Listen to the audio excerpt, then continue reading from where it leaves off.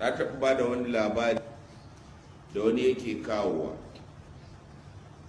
cewa wani bawan Allah abokinsu ya kwanta yana rashin lafiya, sai zama yawan gudawa da sauran abubuwa ya kashe mishi jiki, sai ya tashi yana ƙoƙarin amai da gudawa din nan. Ya shiga ban ɗaki ya tsuguna da ƙyar ya taso, ya sako wandon shi, akwai gurin wanke hannu da alwala da sauransu a ban ɗaki, wannan kwalba da ake sawa na 'yan gayu na gidan masu kuɗi in ji yaran ko to kaji wai shi hanwe mun gane wannan da kyau ko. Sai ya zamo yana kakarin amanna daga ɗakin sai ban ɗaki, sai ɗan uwan shi ya je yana ta tarin fitan amai kamar ran shi zai fita, sai marmaza je shi yana riko shi ta baya, shi yana ta ƙoƙarin mai yunkurin aman kar ya faɗi. Wani yana buɗewa sai ya gansu, wandon shi yana ƙasa saboda ya ja ƙaramar wandon ne, ya taso daga ina, daga abinan shadda, yana ƙoƙarin mai yin amai kuma ya yi tsarki ya yi komai, yana sai ya zama wandon ba zai riko a gurin shi ba, yana amai. Shi kuma wannan sai ya zo ya riko shi ta baya, yana ƙoƙarin ya kifa shi ya yi aman da kyau kada ya wuce ya faɗi. Wannan yana budewa sai ya sa salatin annabi ya ce, o duniya ta lalace, sai fita. Yaya sai ce ai jugum, yaya sai ce ya ji ya samu wani da wani suna luwadi a banɗaki, muna kallon su mutanen kirki. Yanzu wannan mutumin mai zai je cewa Allah ranar tashin alkiyama? Me yasa ya hukunta su da irin wannan mummunan aiki? Rashin bincike. wa tusbihu ala ma fa'altum nadimin. Yanzu idan wannan marar lafiyan ya kwanta ya rasu, an masa kage, an masa kazafi, an masa abin da baya duniya ballantana ya ce ya yafe, sharrin magana kenan, sharrin yaɗa gulma kenan, sharrin ɗaukan abin da ba haka bane labari ka ji ka idan.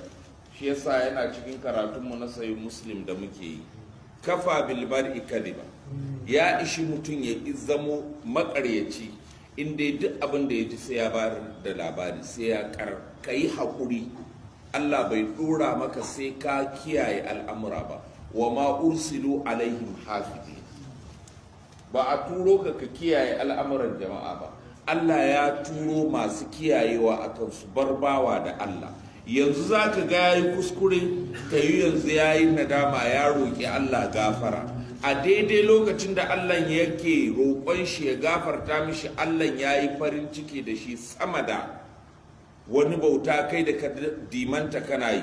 Domin lallaha, Allah maɗaukakin sarki ya fi tsananin jin daɗi da farin ciki sama da mutumin, idan mutum ya tuba zuwa ga Allah, sama da mutumin da raƙumar shi ta ɓace a falalin daji wanda ma'ana sahara ce, ba bishiya, ba zai iya gane ma gabar ko yamma ba, ya kwanta gindin bishiya don me, don ya ɗebe haso da ƙauna yana jiran mutuwarsa, ya kwanta bacci ya ɗauke shi ya farka sai ga raƙumin shi da kayan shi, sai ya ce ya Ubangiji kai ne bawa na, ni ne Ubangijinka. Saboda tsananin farin ciki ya faɗi haka, ya ce to Allah ya fi jin daɗin bawan da ya tuba zuwa gare shi ya koma taubatan nasuha.